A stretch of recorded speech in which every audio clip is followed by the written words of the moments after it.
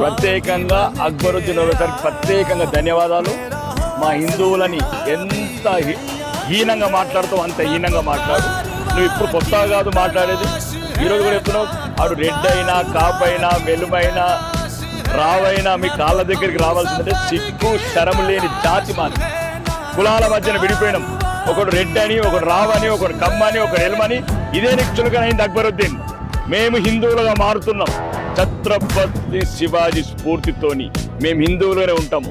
నీళ్ళ ఇంకా తిడుతూ ఉండు హిందువులు. చీము నెత్తురు లేని రక్తం లేని జాతికి నీలాంటి తిట్లే. నువ్వేమంటున్నావు? మేం పాములమా? పాములైతే 3 కోట్లు 24 కోట్లు అయినరా? 6,000 మసీదులు 6 లక్షల మసీదులు అయినాయా? మీరా పాములు మేమా?